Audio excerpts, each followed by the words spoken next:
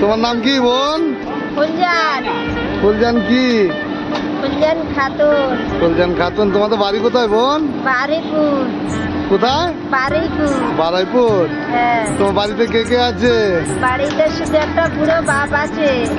ভাই বা মা কেউ নেই? মা মরে গেছে। ভাই? ভাই সব যে যার আলাদা। ও, তুমি কি কাজ করো বোন এখানে? এই চিংড়ি কাটি। ও, চিংড়ি কোম্পানিতে কাজ করো? হ্যাঁ।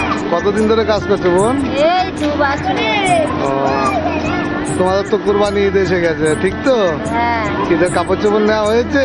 না, হয়নি। ও, আমি তোমার একটা গরিব ভাইয়ের মতো, আমি কিছু দিলে নেবে তো বোন? হ্যাঁ হ্যাঁ। আমি আসি এখানেই টুকটাক ঘোরাফেরা করি, গ্যাস সার্ভিসিং করি, অনেকটা দেখি, তাই একটু মাঝে মধ্যে আসি আমার মা বোনদের একটু হেল্প করার জন্য।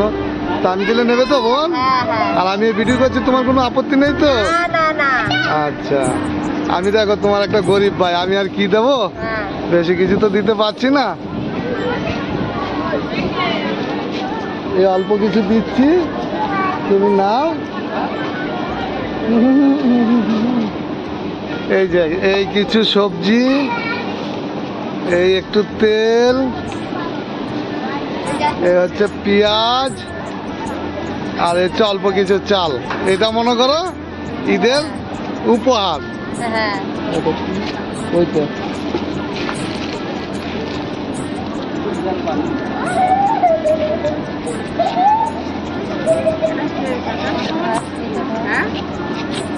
আচ্ছা, কি রান্না হয়েছে বোন? এই পেঁপিয়া ভাতে। তাই? হ্যাঁ।